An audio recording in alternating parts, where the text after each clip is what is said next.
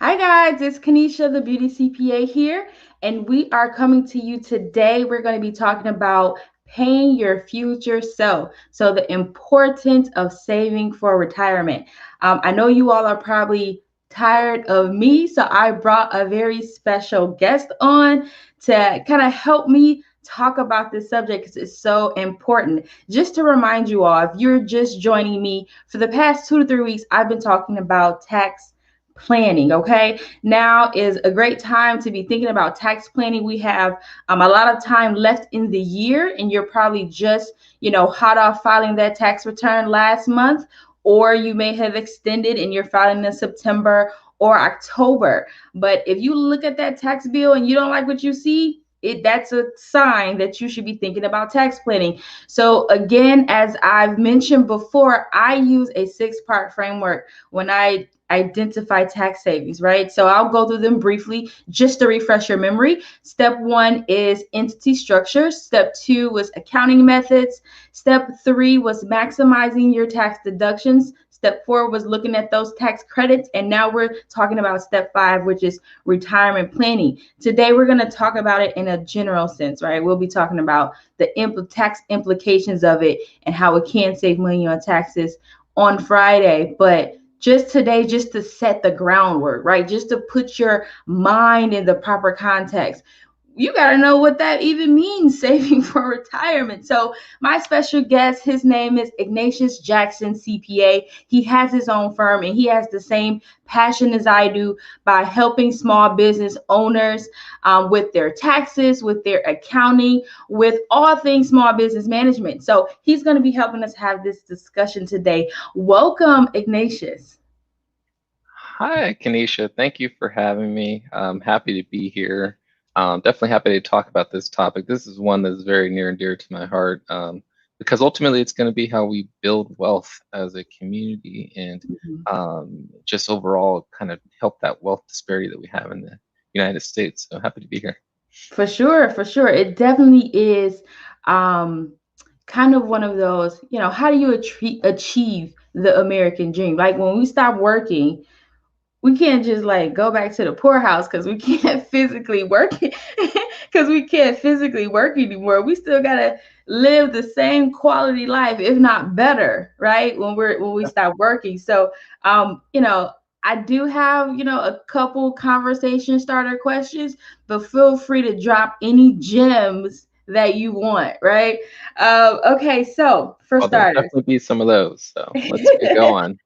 For starters, why is saving for retirement important? Well, I kind of hinted on it, but saving for retirement is one of the best ways that most people will accumulate wealth, and it's also a really important strategy in terms of transferring wealth over time. So many people don't know that when you transfer funds into a retirement account, oftentimes you could do that in a tax advantaged way to where your heirs of that retirement account have a period of time where they get to recognize some of that income or may not even have to recognize the income at all, depending on the type of retirement account that you put it into. And Mhm. so it's just a really fantastic way to build wealth, help your family to grow, protect yourself for retirement, so you can actually retire on time. And at the same time, when you do, pass away, you all have the opportunity to pass that along to your heirs in a tax efficient manner. So to me, that's the main reason why saving for retirement is so important. For sure. And you know what I think?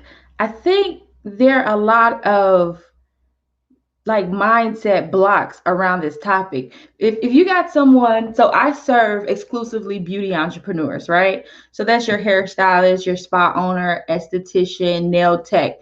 And they start pretty young. It's one of those professions you can graduate from cosmetology school and just boom, business owner, right? Mhm. So they're not thinking about retirement when they first open, when they first open their business. So, is that kind of like a misconception that I have time to start this. I don't need to start right away. It's a huge misconception. When you're young is the perfect time to start saving for retirement. If you just start saving a small amount, let's say $100 a month, Mhm. when you're young, let's say you start saving at 25 years old. After 40 years of saving just $100 per month, you'll have Mhm. $223,000 in your retirement account with just standard, 6%, 7% Mhm. earnings annually on those funds. So, saving it is really important. And whether you save it in a retirement account or you just save generally, definitely make sure you pay yourself first. That's ultimately the goal. And so don't be afraid to do that. And Mhm. because it is going to give you, like I said, a lot of opportunity to build some wealth and get some good income coming in. Yeah, no, for sure. So you don't have to have a ton of money to start. You could be, the younger the better because time is on your side. So, for folks out there that don't understand, like, what are they talking about? Like money grows over time. Can you talk a little bit about the concept of time and compounding interest and just how money, grows? Yeah. So, for example, in that scenario that I just gave you, technically you only put, let me just do the quick math here. You only put 48,000 total into that account. But I just told you after 40 years that account would be worth $223,000. That's the effective compounding interest. So it only costs you 48,000 to put the money into the account, but you have $223,000 of earning of a value in that account after that period of time, which equates to, let me just give you the numbers, $175,000 worth of earnings. Wow. So, and all you did is just put money into an account. You let it sit there. You let it grow. It grew at an average of 6 to 7% annually, and all of a sudden you have all this extra cash. So that's the power of compounding interest that a lot of people don't get, which is why it's really important to start early. Because if you had started 10 years later, you might only have, I don't have the exact number in front of me, but you might only have 100,000 in that account Mhm. instead of 223,000 because you started 10 years late. So, Mhm. and it's a common issue that I come across. You got people that are ready to retire, they don't have the funds to retire. Yeah. They maybe only have $50,000 to their name, so they have Mm. to keep working into their 70s and 80s, which is just crazy. So, Yeah. definitely important to save, and that's the power of compounding interest. Yeah. Yeah. And I try to remind my clients that, like, especially for like the hairstylist or the esthetician that's on their feet, is like, how long are you really gonna last on Exactly. your feet 12 plus hour days? Right? Exactly. And then God forbid another pandemic happen, you know. So you really got to be diligent. And then, having that misconception that you have this time, it seems like every day you wait, you're like literally leaving money on the table. That's correct. That's Yeah. absolutely right. That's the way to think about it. Every day that you wait, you are leaving money on the table. So, Okay. So what are some effective ways that people could start saving? So, like, for example, right? I think the person that is a W-2 employee, and we have some of those, right? So, like, if you're in the beauty industry, if you don't own your own salon or spa yet, you could be a W-2 employee of a person that owns their own, and I own salon or spa. And I think when it's that way, it's so easy, right? Because the employer does it for you. It's kind of like out of sight, out of mind type of thing. But for the business owner who's doing all the things, that's something they have to consciously remember, save for retirement. So, what are some effective ways that folks can get started? yeah, absolutely. So it does vary depending on if you are in business for yourself, if you're an independent contractor versus a W-2 employee. So I guess I could touch on the W-2 employee first. The keys there are if your employer offers a 401k plan, you should be participating in that 401k plan, especially if there's a match. Okay. And any little bit that you can put in is great. But if there's a match, let's say they match the first 5% of what you put away, you're crazy not to at least put 5% away because that's free Mm-hmm. money.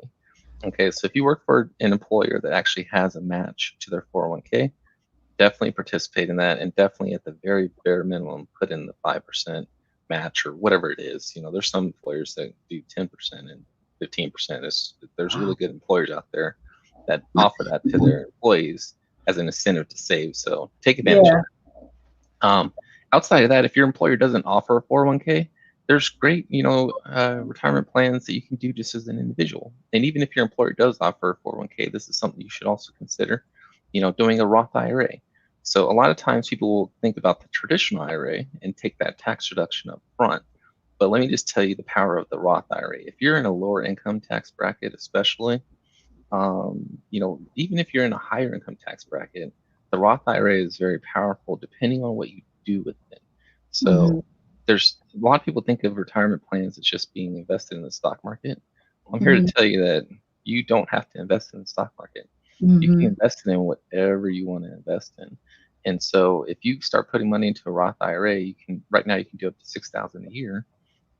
You can grow that money at 10, 15, 20% annual returns by investing in things that you know best, like real estate, like Huh. operating a company, like buying a car and renting it out to people, Mhm.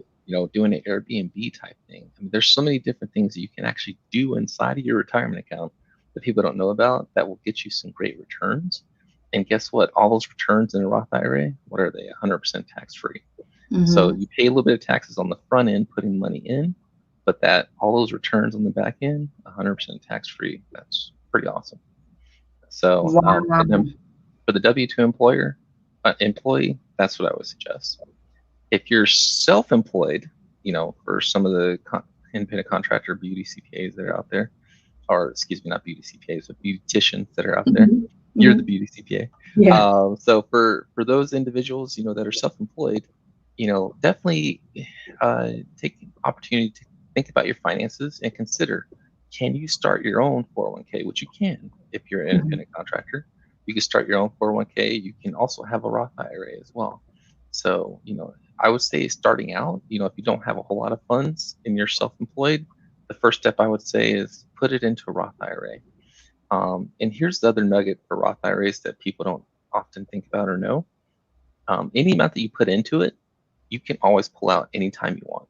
Mhm. Okay, so if you have a savings account, let's say you have 20,000 sitting in a savings account, earning 0.005 interest, or sometimes even Mhm. less than that, right? You could be putting that into a Roth IRA, earning 7 to 10% returns in the stock market. If you self-direct it, you can earn 15, 20, 25% returns, depending on what you do with it. So instead of having it sit in a savings account, you could be earning money on it. And if you ever need it, guess what? Just pull out the contribution that you make, and it's penalty Mhm. free and tax free. So that's what I would Mhm. suggest. Especially if you're just kind of starting out, start with the Roth IRA. It's a great saving strategy, and retirement strategy kind of combined into one. So. Mhm. Okay, that's powerful. So, and that's why I had you on first, because the first thing, well, I'll say the second thing that people think about when it comes to retirement savings plans is I get a deduction for it, right? And they want it currently. They're not, I find that some people don't even consider the Roth first because they don't get an immediate deduction. But that shouldn't be the only thing you're considering when choosing a retirement account is the tax implications. Because Mhm. just not even going, as thinking about what you said before, meaning you do other things with Roth accounts. Just think about it. Even if you forego getting the deduction now, did a Roth, and you wanting to pull that money out, you may want to pull it out later tax free than right now. You may be richer and in a higher bracket. I hope to be. Yep. Yeah. So yeah, there are the blessing there, guys, is don't only think about the current tax deduction. Think further than that. Think longer term than that. You can benefit more later than right now, this current little deduction that you may get. So let me ask you this. So we're currently in a pandemic, right? Mhm.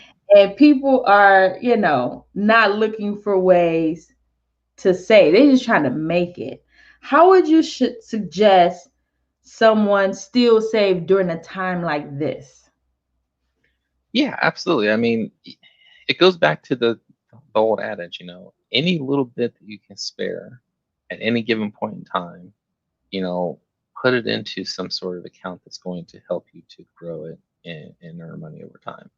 Now obviously, if you are at the point where you lost your job, you don't have a dime to your name, you're not going to be able to put money into a retirement account. That's just one of Mhm. those things that there's nothing you can really do about that. But hopefully, it sheds a little light if you haven't been doing this historically on the fact that you should consider doing it in the future. Because if you had been putting that money into that savings account, especially that Roth IRA I just talked about, you would have the funds that you could pull out easily to help you kind of take care of yourself. And then you have other funds that are still sitting there that are continuing to grow. Mhm. So, it's really one of those things about planning at the end of the day. You want to kind of plan for these types of situations. Everyone, like, before this happened, everyone was kind of all rosy, like, oh, something like this would never happen. I'll Mhm. always have a job, this and that, blah, blah, blah. I'm a hustler, whatever you want to call it, right? Well, now they're starting to realize, yeah, it Mhm. can happen. And there's a lot of people that have been adversely impacted. They got their stimulus checks and things of that nature, but it's may not be enough. Mhm. And there's some people that I know that got the stimulus check and didn't need it, but so what they did is they just basically put it into a Roth IRA or to an investment account and started investing it. Mhm. So, it's just one of those things. If you don't have the funds to do it, you just don't have the funds to do it. Like, if you can't pay your rent, obviously you got to take care of those essentials first. Yes. um, but if you do have any little bit to spare, just start. That's the key. Just start. Hopefully this sheds a little bit of light on the importance of it, and at the end of the day, you just start doing it. Yeah. Any little bit helps. $10, $50, Mhm. 100 bucks, whatever you can afford. you know Put it away. If you have the cash and the availability, my typical rule of thumb is I like to see people save at least 15 to 20% of their income. Mm. If you could save 15 to 20% of your income, you're doing the most. Mhm. You're great. You're awesome. So yeah, if you can get to that goal, that would be fantastic. Mhm. And when you say income, you're meaning gross. Either way, I don't really, however you want to look at it, but you should be saving 10 15%, uh, yeah, 15 to 20%, excuse me, of your income. Mhm. So you can look at it from a growth perspective. You can look at it from that perspective, because there's people that vary on that, right? But you can say your net, because that's what you're spending. You're, Mhm. after all your taxes and everything, you're spending that money. So it's easier for you to determine, okay, I made $500 this week. I'm going to save, $1,000, or not. Excuse me. I made $500. I'm going to save $100. Or I made 5,000. I'm going to save 1,000, or whatever it is. It's easy for you to determine that at that point. Mhm. Versus if you do it off your gross, you might be thinking, oh my gosh, now I don't have anything to save anymore. So you can kind of think about it however you want to think about it. Obviously, if you were to do it off your gross, that's going to give you a lot more money Mhm. down the road. So I don't like to pigeonhole people into one or the other, honestly. But whatever number that you in your mind feel like you want to think about, the key is save 15 to 20% of that number, and you're going to be doing great down the line. So, Okay. Okay. Now, how would one, in general, how would one determine what the goal is? Like, how do we know how much we need in retirement to live? You know? yeah, that's always the $1 million question, right? How much do I actually need in retirement? And what it comes down to, and there's a lot of, I don't know if people have heard of it. There's something called the FIRE movement that's out there. Financially independent, retired early, something like that. Mhm. I think it stands Yep. for. So, and those people are always thinking about that same question, right? How much do I need to be able to, retire, not have to worry about things? For some people, it's $1 million. For some people, it's $2 million. But at the end of the day, what you have to think about is, okay, how much do I really need to live off of each year? Mhm. Um, you know, Based on my current living expenses, am I being a little spendy? Am I traveling all over the place? Am I doing this? Am I doing that? Yeah. And what do I want to do when I do retire? Mm-hmm. And when I do stop working, what are my plans? If you plan to travel all over the place, you're going to need a lot of money. If you're planning on just staying at home, watching TV, you know, spending time with your friends, you know, going golfing, stuff like that, you may not need quite as much. Mm-hmm. So it just depends on what your goals are in retirement is really what's going to drive how much you're going to need. We can always come up with the numbers of, you know, okay, if you want to have $50,000 a year, here's roughly how much you're going to need for it to last you 35 years Mm-hmm. in retirement or whatever it is. You can easily come up with that number, but the key is first knowing how much do you want How much do you want? personally. You know, if you know how much you want personally, any professional can help you figure out. Okay, here's a target goal of how much you need in your account. So Mm-hmm. Okay. Okay. So we talked about, all right, we know why it's important. We know you don't need a lot to start. We know the earlier the better. And the end goal is based around your personal, wants and needs, determined by you.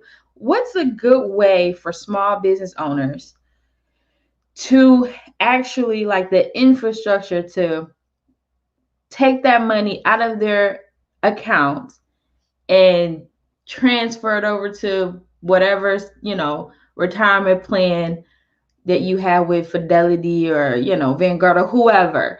Is it, you know what I mean? So like, is there a way they can like auto transfer, like out of sight, out of mind type of thing? Or how do they actually, what does that infrastructure actually look like to take the money, leave them and go somewhere else and sit and grow?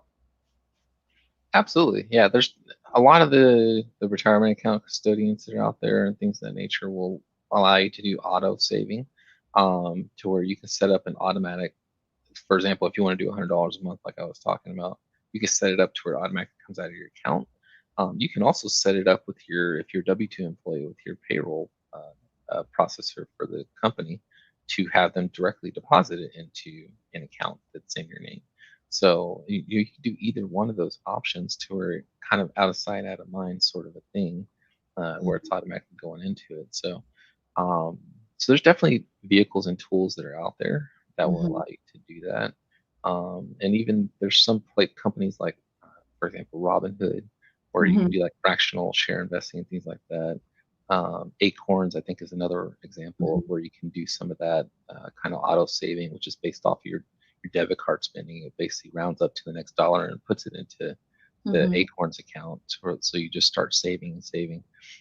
So there's definitely tools out there that you can utilize where it's Yeah. kind of out of sight, out of mind, and will help you to build it up.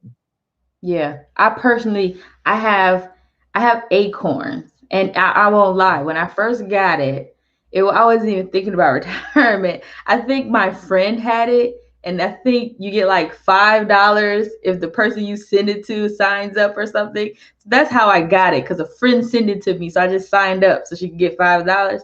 But no lie, just from like transferring $5 a week and rounding. Like I have hundreds of dollars there Yep. right now, and I only had it for maybe a year. And it's one of those Right. things like you literally forget about it. So then when you remember and you look in it, you're like, what? I got almost $500 in here. Like, okay, well, Right. I'm gonna keep forgetting about it so it can keep Yep. growing. Okay, this has been like awesome, awesome, awesome. Lots of gems, lots of things clarified, lots of misconceptions cleared up. One of the big ones for me for to help people understand is you don't have to have a lot and you start early. Like literally if you just give up one Starbucks drink a day, that Yeah. that could like end up being $50 to $100 a month that can grow into something huge, you know, later on. But the issue I find is we live in this instant gratification world where it's like if this ain't paying off of me soon, I ain't with it. But it's like, wait, what about when you still living in 30 something years? So, Exactly. is there any, last minute misconceptions we should clear up or any last minute gems, we want to leave for the people before we end? Yeah, I would say, don't be afraid to invest. Don't be one of those people who just keeps your money under a mattress, or in your safe or whatever you want to use, right? Don't be one of those individuals. Put your money to work. Do some investing. Gain some knowledge on what's out there, and really trust that you can grow your money over time. Because I will tell you, if it's just sitting there in your mattress or if it's sitting in your safe, it's not growing. It- Mhm. the same $100 a month that you're putting away is the same $100 a month you're going to have in retirement. It's not going to grow for you. Mhm. There's definitely risk involved in investing. Don't get me wrong. There are some risk involved, but if you manage those risks in a manageable way, to your satisfaction, you should be fine. If you had waited for a period of time like what we had recently, where the stock market went down a drastic amount, if you had invested back in March when the market was down 20 to 25%, you probably would have at least gained 20 to 50% of your money by now, because the market has shot back up in such a short period of time.